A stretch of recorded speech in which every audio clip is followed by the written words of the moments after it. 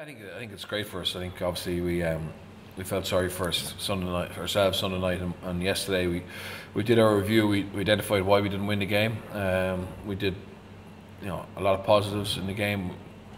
It's a game we feel we could have and should have won, but it was our own inaccuracies at key moments that let us down. So we dealt with that yesterday in terms of video. We got our recovery done, and then to get up here today and go somewhere different, have a crowd, watch it train, have a load of kids who are enthusiastic, just I suppose creates a bit of a feel-good factor, and we got to have a good session, and hopefully the people who came to watch enjoyed it and got to meet the players, and hopefully they're heroes, and gives us a little bit of extra motivation to make sure Friday night we perform.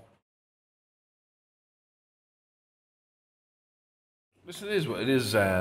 It's frustrating, but it's more frustrating for the players who are injured, because they're working really hard in their rehab, and they're trying to get back on the field. They're trying to help the Dragons win, and we've had some setbacks. But I think that any frustration we have is more than compensated by seeing the development of some of those youngsters. We've given 10 teenagers their debut this season. Rio Dyer made his Pro 14 debut at 18 at the weekend, was excellent. He's a young kid from Newport who we feel has got a bright future. So when you're working with enthusiasm and talent like they have, you need a little bit of patience, but you can see the reward at the end of it. And I think that this year is a big development year for the Dragons. We're putting in place a culture. We're getting a style of play in place. We're obviously making some changes in terms of recruitment. We're looking to develop our own youngsters quickly. So it's, even though the results aren't as good as we would like, certainly the performances are getting better, and once we keep getting those better, the results will come.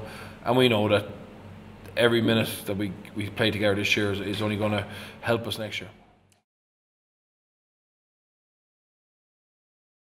It seemed innocuous enough at the time. He's very aware of his body, and we were doing a kind of fitness game session on last Monday, and he just felt a little twinge. And in fairness to him, he went off straight away to get looked at by the physios, and he wasn't in serious pain all week, but he just felt he wasn't right, and so just to be sure, we got him scanned on Monday, and he's got such high body awareness that he didn't train again on it, because if he had, there was a real chance of him rupturing it properly, or rupturing it and needing an operation. So thankfully we're looking at only 6 to 8 weeks, maybe 6, maybe less, but the surgeon thinks, specialist thinks 6 to 8 weeks. So it's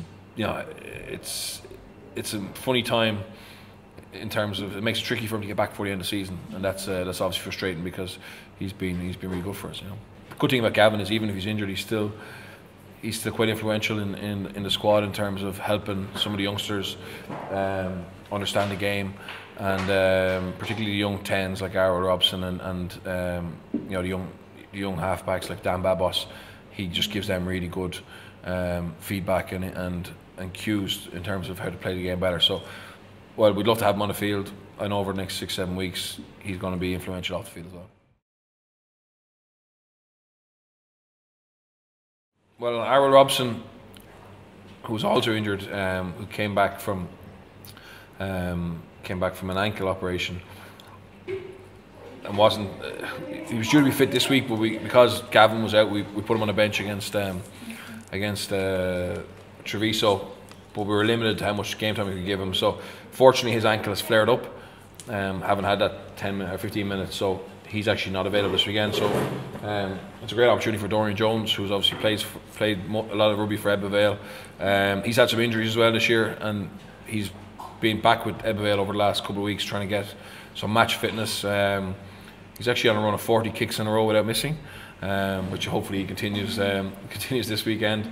So Dorian's got good experience, and he's back match fit now. So thankfully he's available. He's only out halfway fit at the moment, because Angus O'Brien is with the Welsh Sevens.